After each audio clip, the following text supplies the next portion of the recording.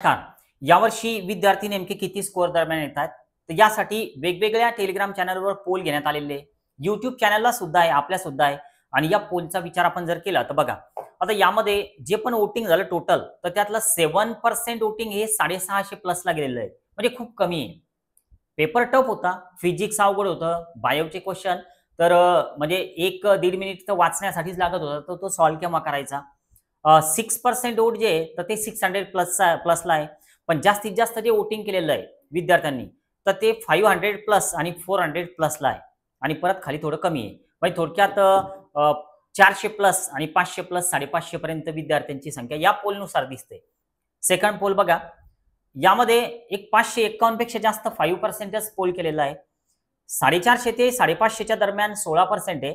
पण 300 ते 450च्या दरम्यान 37% आहे. आता या दोन पोलवरून नेमकं आपल्याला काय प्रेडिक्ट करता येऊ शकतं? आपला स्कोअर, आपला विद्यार्थी नेमका जो स्कोअर घेऊन येतोय, तर त्यानुसार आपल्याला एखादं कॉलेज मिळू शकतं का नाही मिळू शकत? कॉम्पिटिशन नेमकी कशी राहू शकते? याचा विचार आपण या व्हिडिओमध्ये करतोय. नवीन असाल तर सबस्क्राईब करायला विसरू नका. बघा, एक जर विचार केला आपण या दोन्ही पोलचा, तर सुरुवातीचा जो फर्स्ट पोल होता, तर त्यामध्ये सहज आपल्या लक्षात येतं, की साधारण एक 400 आणि 550 या दरम्यानचा जो डेटा आहे ना, तर तो जास्त आहे. थोडक्यात त्या ठिकाणी एक केंद्रीकरण झालेलं दिसतं डेटाचं 400 आणि 550च्या दरम्यान. पण 550च्या वर थोडे कमी आहे आणि 400च्या खाली पण थोडे कमी दिसत आहेत. मग आता आपल्याला फोकस एकाच गोष्टीवर करावा लागेल, तेवढ्याच डेटावर करावा लागेल. 400 आणि 550 या दरम्यानच खरी कॉम्पिटिशन राहील. तुम्ही जर 550 प्लस जात असाल, तर कदाचित तुम्ही सेफ झोनमध्ये आहे. पेपर टफ होता. कट ऑफ साधारण एक 40-45 मार्क्स कमी येऊ शकतो. पण एवढं पण सोपं नाही बरं प्रेडिक्ट करणं. आता समजा हे सगळं पोलवरून आपण करू राहिलो, यामध्ये डिफरन्स पडून जाईल. तसं आता मागचे आमचे 2-3 वर्षातले जे पण कट ऑफचे प्रेडिक्शन होते, तर ते जवळपास 99% खरेच ठरले. आणि बाकीचे पण जे प्रेडिक्शन आम्ही करतो, जसं एक्झाम डेट असेल, तसं हे सगळं पालकांचं सहकार्य आहे. माझं एकट्याचं काही नाहीये. तर त्यामुळे तर आपलं नाव एवढं मोठं झालेलं आहे. आपण जवळपास लवकरच 100K सबस्क्रायबरपर्यंत पोहोचतोय. ते सगळं तुमच्यामुळे शक्य झालं. कारण शेअरिंग असतं, पालक लोकांचं लाईक असतं व्हिडिओला. बघा, आता आपला विद्यार्थी जो आहे 400 आणि 550च्या दरम्यान जर येत असेल, तर खरोखर तिथं कॉम्पिटिशन आहे.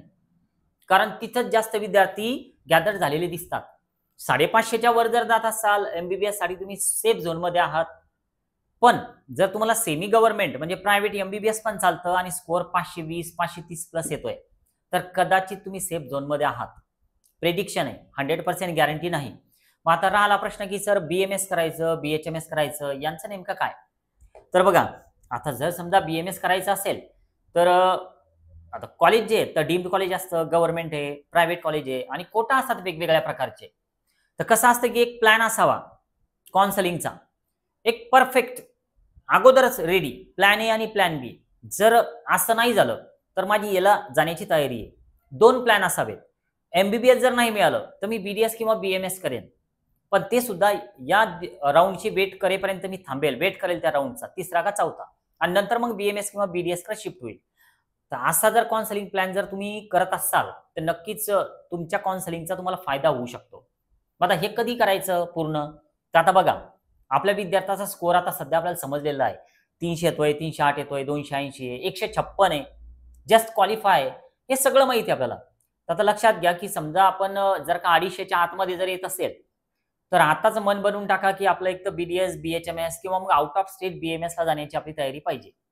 तो विषय तिथे संपून जातो. तुम्ही जर साधारण 250, 280 प्लस जर येत असाल, बीडीएस मिळू शकतं. पण बीएमएसची गॅरंटी थोडी कमी आहे. पण 300 प्लस जर येत असाल, तर होऊ शकतं बीएमएसला जे 2-3 प्रकारचे कोटा असतात, तर त्यातून आपण त्याला ट्राय करू. तसे आता आम्ही जी फाईल बनवतो विद्यार्थ्यांची घेतलेल्या पेड मेंबरशिपमध्ये, तर त्यांना ते सगळं आम्ही सजेस्ट करतो, की आपण नेमकी कोणकोणती काउन्सिलिंग करायला पाहिजे. आणि हे महाराष्ट्र स्टेट काउन्सिलिंग सगळं एकाच फीजमध्ये आम्ही करतो. त्याला काही वेगळी फीज आम्ही चार्ज करत नाही. कारण सगळे जे पण आहे, तर आमचे टीम मेंबर्स आहे, एकत्रित वर्क आहे आणि प्रत्येकाकडे सेपरेट मुलांचा डेटा कलेक्शनसाठी दिलेला असतो आणि ते सतत त्यांच्या कॉन्टॅक्टमध्ये राहतात. आणि तुम्ही जॉइन करायलाच पाहिजे असं माझं तर मुळीच कधीच म्हणणं नसतं व्हिडिओमधून पब्लिक. कारण काय, लिमिटेड ॲडमिशन असतात, ते लवकर फुल होऊन जातात. आता राहिला प्रश्न की सर आता नेमकं काय करायचं? आता समजा जर का 400 आणि 550च्या दरम्यान जर का डेटा जास्त आहे आणि आम्ही पण त्या दरम्यानच आहे, मग नेमकं आम्ही काय करावं? बघा, आता तुमचं नेमकं कोर्स कोणता करायचा याच्यावर डिपेंड करतं. आता जर समजा तुम्हाला करायचंय MBBSच आणि तुमचा स्कोर येतोय 550 500 ओबीसी मध्ये, एनटी मध्ये, व्हीजे मध्ये, एसटीचा वेगळा विषय. एसटी थोडा कमी जरी स्कोर आला समजा 500 पेक्षा 450 आणि 500च्या दरम्यान तर मिळू शकतं. पण समजा तुम्ही एससी मध्ये आहात, व्हीजे, एनटी, ओबीसी मध्ये, जनरल मध्ये, ईडब्ल्यूएस मध्ये, एसईबीसी मध्ये, अशा वेळेस थोडं MBBSचं कठीण होईल. पण यासाठी काय असतं, MBBS तुम्ही कुठूनही करा, महाराष्ट्रामधून करा, म्हणजे अब्रॉड जा असं म्हणत नाही मी तुम्हाला. पण आता बेस्ट ऑप्शन असतात अजून आउट ऑफ स्टेटचे पण, की जिथून MBBS आपण करू शकतो. आणि असं थोडी काही MBBS वरच आपला विद्यार्थी थांबणार आहे, पीजी तर करावंच लागणार आहे. तर त्यामुळे तुम्ही MBBS कुठून केलं, काय केलं हे काही मॅटर करत नाही, कारण पीजी शेवटी महत्वाचं आहे. तर त्यामुळे MBBSच जर करायचं असेल तर थोडा प्लॅन अगोदरपासून आम्हाला सांगा.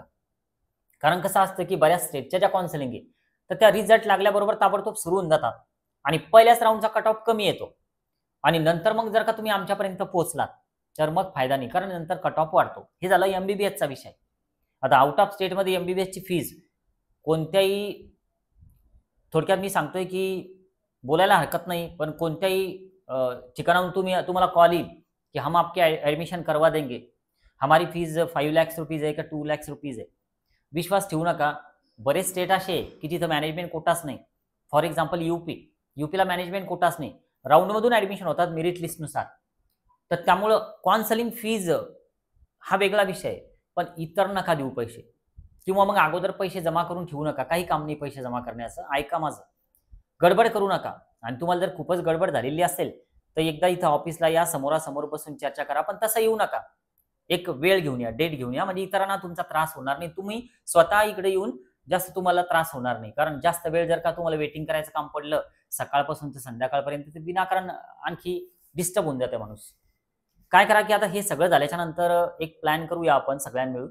तसा पब्लिक व्हिडिओमधून तर मी सांगणारच आहे, पण जर येणं शक्य असेल तर या, किंवा मग कॉलवर सुद्धा हे सगळे बोलणे होऊ शकतात. तुम्ही एक व्हॉट्सअपला कॉलचा मेसेज करा, तुम्हाला एक परफेक्ट काउन्सिलरचा नंबर त्या ठिकाणी शेअर करण्यात येईल.